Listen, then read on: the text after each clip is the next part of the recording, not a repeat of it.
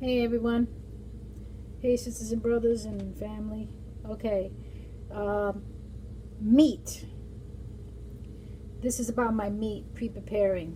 Okay.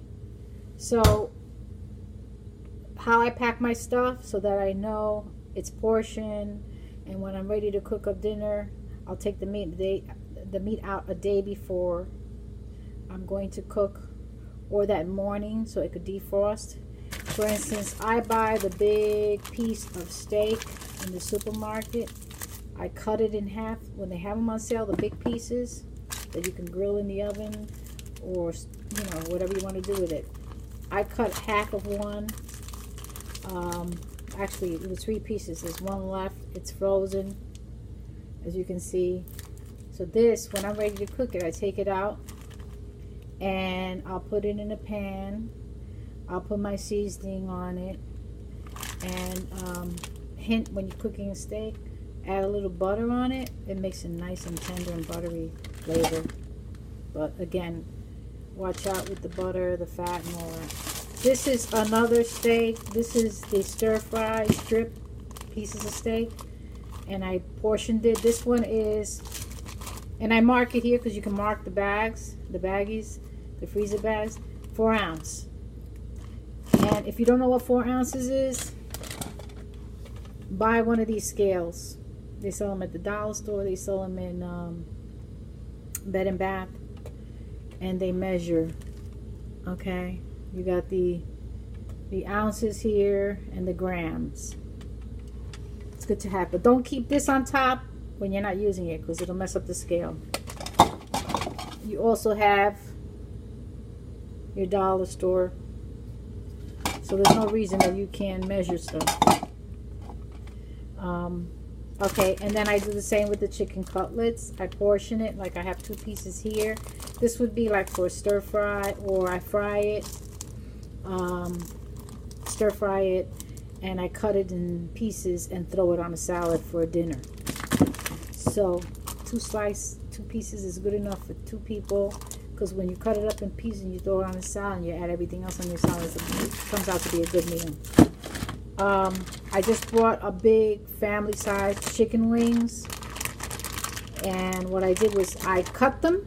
I take off that tip, the very end of the wing. I don't fry that. People fry the whole thing. I don't. I cut it in half so that I have the one part of the wing and the leg part, mini. So I have it in bags of 10, and I even it out with the wing and the leg, like the leg piece of the wing. So I have them in bags for dinner. 10 is good enough. 5 and 5 each. Okay, 5 pieces of chicken is more than enough. Pork chops, again, the freezer bags, I pack them in 1, or you could pack 2 in 1, whatever you want to do.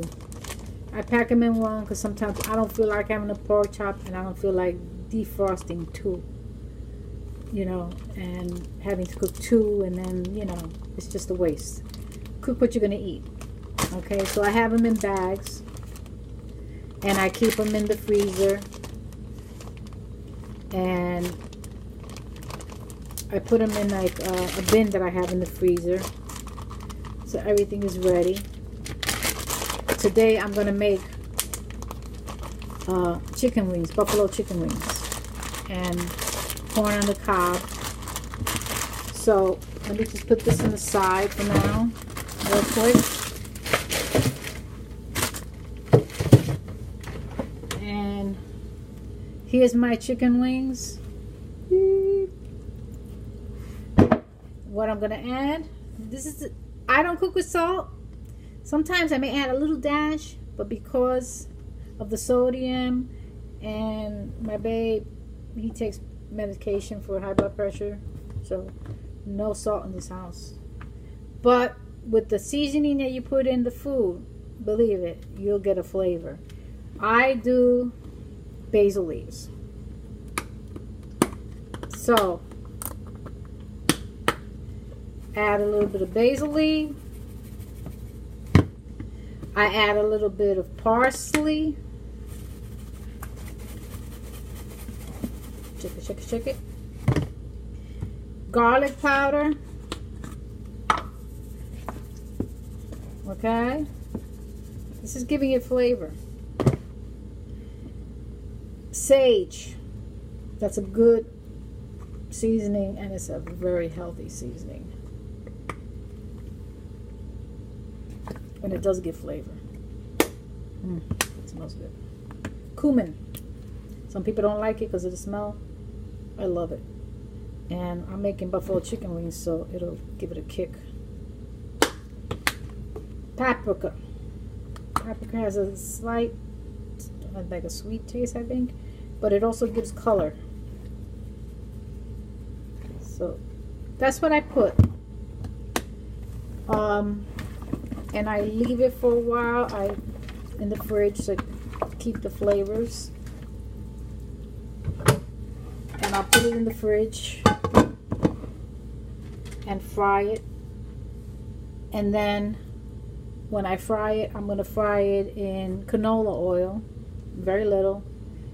I like it crispy, so I'm going to wait till it gets really crispy. Then I'm going to put on a paper towel and then put my buffalo wing sauce, put it in a container, put buffalo wing sauce, shake it, shake it, shake it, and have a nice dinner with corn on the cob later.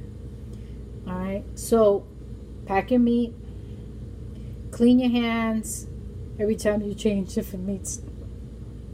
I took a course in Bergen Community College on food prep and contamination. Very easy. You can get sick from touching one thing and another, you know, without cleaning your hands. Anytime you exchange different kind of foods, if you're putting away your chicken, put away your chicken, wash your hands before and after you're done. Then you go to the next food. And the same thing if you're touching any other kind of food, meat, salads, whatever, clean your hands before and after you touch any other kind of foods, because that's how people get sick. All right, so for my peeps, hope you enjoyed that video.